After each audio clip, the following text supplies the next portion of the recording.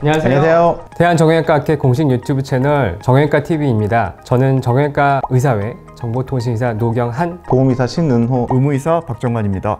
저희가 첫 순서로 준비한 주제는 정형외과, 말 그대로 이제 정형외과에 대한 좀 얘기를 해보려고 합니다. 일반 사람들이 궁금하신 것도 있을 거고, 어떻게 하면 정형외과 의사가 되는지, 정형외과 의사가 되고 나서 또 어떤 역할을 하는지, 또 현재 어떤 식으로 좀 그 운영을 하고 있고, 또 진료를 하고 있고, 또 국민 건강을 이렇게 증진시키기 위해서 노력을 하는지에 대해서 이야기를 해보려고 합니다.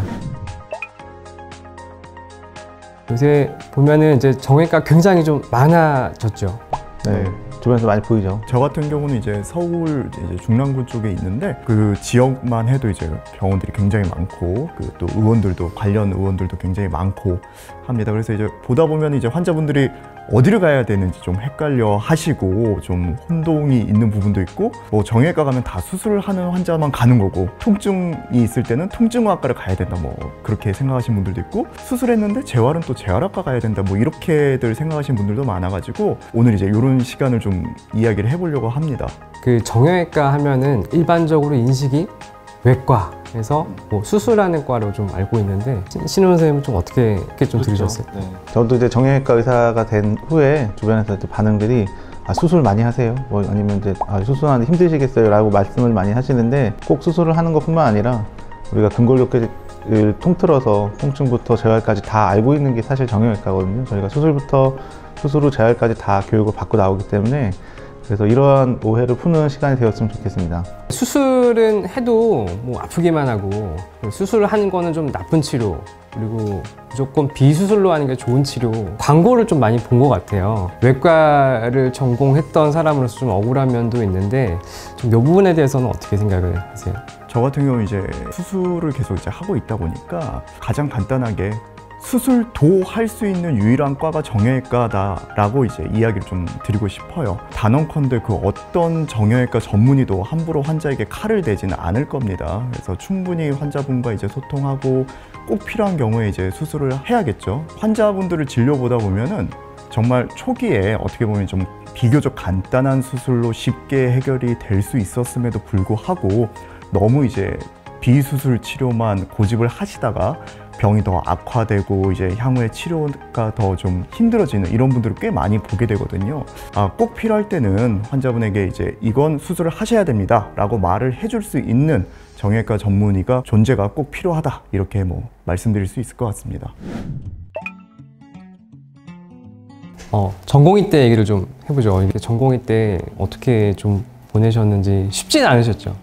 네, 힘들죠. 그래서 뭐 100일 당직 뭐 이런 것도 있었던 것 같고. 네, 100일 당직. 네. 저희만 있었던 건 아닌데. 네, 거의 집을 못 가죠, 정형외과 처음에. 워낙 이제 환자도 많고, 저는 이제 제일 기억에 남는 거는 이제 응급실. 일단 팔, 다리, 뭐 목, 허리, 척추나 팔다리 이런데 문제가 생겨서 오면 뭐 응급실에서 이제 인턴쌤이나 이제 응급학과 전공의가 본 다음에 전부 정형외과로 호출하죠. 그 다음에 저희가 이제 판단해서 교수님들께 이제 연락을 하거나 응급수술을 준비하거나, 뭐 괜찮으신 분들은 이제 처치를 하고 이제 외래로 안내를 하고, 그런 응급실에 대한 기억이 저는 좀 많이 남는 것 같습니다. 뭐 응급실도 있지만 네. 외래, 또 수술, 병동 환자 봐야 되고, 상처 소독이랑 또 각종 컨퍼런스 이런 것도 준비하고 그랬었는데, 뭐 모든 과 전공의들이 다 힘들겠지만 정형외과가 제일 힘든 전공의 생활을 하는 과들 중에 하나가 아닐까. 제가 입사를 할 때요, 팬티를 30장을 샀거든요.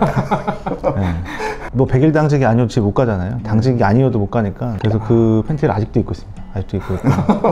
수술 끝나면 한 12시 되잖아요. 그때부터 이제 병동 환자들 드레싱 해야 되고, 다음날 환자들 오도 사실 전날 내야 되잖아요. 뭐 12시에 끝나는데 어떻게 전날 냅니까? 다음날 다 아침에 내게 되고, 그런 힘들었던 과정들을 겪고 저희가 이렇게 된 것 같고. 다시 하실 수 있겠어요? 전공생활? 다시는 못할 것 같아요. 저는 그런 게 좀 생각이 나는 게, 바쁘게 뛰어다니고 있는데 어떤 과는 스케줄에 따라서 퇴근하는 친구 잘 가 이러고 나는 집에 언제쯤 갈 수 있지, 주말에나 갔었죠. 그 수술하고 있으면 잘 마취해주는 통증의학과 전공의들이 또 이렇게 옆에서 있으면은 잠깐만 좀 내 시간이 있으면 좋겠다, 이런 생각도 좀 했었던 것 같고요. 같이 이제 우리 로컬에 나와서 개원하는 친구들 중에서 저한테 엑스레이 보내서 이거 골절이야? 이거 괜찮은 거야? 라고 물어보는 친구들이 많이 있습니다. 다른 과에. 직접 수술방에서 뼈도 만져봤고 근육도 만져봤고 인대도 만져봤고 다 꼬매봤고 붙여봤잖아요. 그런 경험들을 하다 보니까 아 이건 수술해야 된다, 수술 안 해도 된다, 주사 치료를 하더라도 어느 부위에 정확하게 할 수 있겠다. 그래서 그런 경험들이 여러분들에게 이제 자신 있게 치료를 권유할 수 있는 그런 힘이 된다고 믿고 있습니다. 그 정형외과 전문의가 되고 나서 군대에 가게 되는데 징병이라 그래서 신체 검사를 해서 현역 복무가 적합한지 이렇게 분류를 하는 징병의도 정형외과에서 전문의 선생님들이 하고, 근데 군대 마치고 나서 펠로우를 하시는 분도 있고 개원하신 분도 있고 대학의 뜻을 품고 이제 교수님 하시는 분들도 있고, 그 다음부터 조금 다양한 것 같아요. 수술을 하는 정형외과 또 비수술을 하는 정형외과도 있고 뭐가 정답은 없죠. 그러니까 저는 이제 인천시에서 개원하고 있는데요. 근데 이제 지역 자체가 조금 도서 지역인 지역이거든요. 그래서 응급실이 없습니다, 여기. 최근에 이제 응급실을 개원할 수 있게 그 나라 사업이 있었는데 그거 제가 신청해서 했는데, 그만큼 이렇게 할 수 있는 게 다양하고 못하는 것이 없는 그런 과인 것 같습니다. 전공의 할 때 저는 이제 박사과정을 했었는데요. 그때 이제 동물 실험을 해서 논문을 하나 썼었거든요. 그게 제 박사 논문인데, 정형외과들이 뭐 수술만 하고 또는 환자만 보는 게 아니라 동물 실험 같은 걸 통해서 다양한 약물 개발이라든지 기구 개발 같은 것도 할 수 있는 과가 정형외과인 것 같습니다. 그 의학 발전이 굉장히 빠른데 특히 이제 정형외과도 굉장히 빠르죠. 기구도 많이 개발이 되고 수술 기법이나 이런 것들도 많이 개발이 되고 약도 마찬가지고요. 환자분들이 이제 점점 통증이 없는 삶을 이제 원하는 그런 니즈가 강하기 때문에 그거에 이제 따라가야죠. 그러다 보면은 개원 가든 대학이든 계속 이제 최신 지견을 쫓아가야 되고, 각종 학회나 컨퍼런스, 논문 이런 자료들도 좀 찾아봐야 되고요. 특히 우리나라 정형외과 교수님들께서 굉장히 열심히 하셔가지고 제가 알기로는 SCI 논문이 굉장히 많이 나오는 나라 중에 하나죠, 우리나라가. 그런 좋은 환경에서 우리나라는 이제 환자분들이 이제 진료를 받고 있다라고 자신 있게 제가 말씀드릴 수 있을 것 같습니다. 정형외과 전문의를 어떻게 하면 좀 찾을 수 있을까요? 일단 간판에 정형외과 써 있으면 됩니다. 요즘 같은 경우는 이제 네이버 사이트 지도에서 검색을 해보시면 정형외과 전문의가 있는 병원은 이게 명수가 검색이 되게 되어 있습니다. 특히 무슨 통증 의원, 무슨 척 의원 이런 데들은 대부분 아니라고 보시면 되고, 자세히 보시면 그 옆에 진료 과목이라 조그맣게 써 있습니다. 정형외과를 표방하고 있는 거죠, 병원들이. 다른 과의 시샘을 받는 과 아닌가 싶습니다. 10년 전쯤 피부과, 성형외과가 거쳤던 과정이지 않은가라는 생각을 좀 하게 돼요. 우리나라는 약간 이제 저수가 구조로 되어 있죠. 임대료도 내야 되고 직원들 월급도 줘야 되는데, 본인이 잘하는 것만 해서 이렇게 병원 운영이 되어야 되는데 그러지 못하다 보니까 이제 다른 것들을 자꾸 영역들을 서로 침범하게 되죠. 마취과가 마취 통증학과로 이름을 한번 변경을 했었죠. 일반 환자분들이 조금 혼동할 수 있게 저쪽 가야 통증이 해결되나 보다, 이런 오해들이 좀 쌓이지 않았나.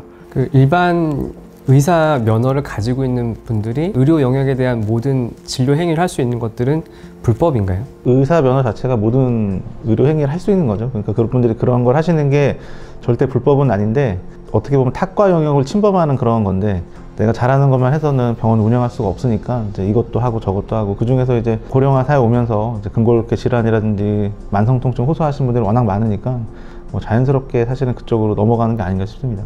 저는 좀 이런 생각도 해봤는데요. 의료 환경이 좀 좋지 못한 지역도 있습니다, 물론. 그래서 도서 지역에서 열심히 또 그 지역 주민들을 위해서 피부면 피부, 통증이면 통증, 내과면 내과, 이렇게 의료 행위를 해주시는 그런 훌륭한 선생님들 계시고요. 군의관 때 제가 부대의 유일한 전문이었거든요.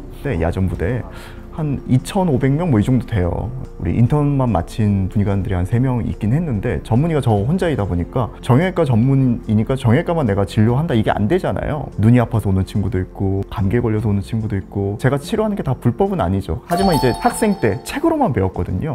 이제 임상 경험이 없는 상태죠. 안과 친구, 이비인후과 친구한테 물어봐서 야 이렇게 치료하는 거 맞냐 하면서 치료하고, 혹시라도 의심스럽거나 하면 이제 다른 곳에 보내고 그렇게 했던 것 같아요. 모든 과들이 다 마찬가지일 거예요. 자신의 전문 분야에 대해서는 이제 자부심도 있고, 가장 잘하는 분야를 진료를 하고, 그것만으로 또 이제 병원 운영도 잘 되고 이런 환경이 조성되는 게 1번일 것 같고요. 그런 것들이 이제 환자들에게 피해로 돌아가서는 안 되지 않을까라는 생각을 요즘 좀 많이 하고 있습니다.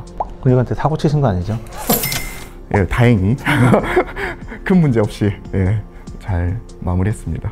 정형외과는 아셨으면 좋겠는 게 꼭 수술만 하는 과는 아니고 비수술부터 수술까지 다 전체적으로 아울 수 있는 그런 전문가들이라고 생각하시면 되겠습니다. 다니시고 있는 병원이 과연 어떤 선생님들이 잘 진료 받았는지 한번 아마 찾아보시고, 만약에 잘 안 맞는 부분이 있었다고 하면은 다시 한번 정형외과 전문의에게 진료를 받아보길 권유해드리고 싶습니다.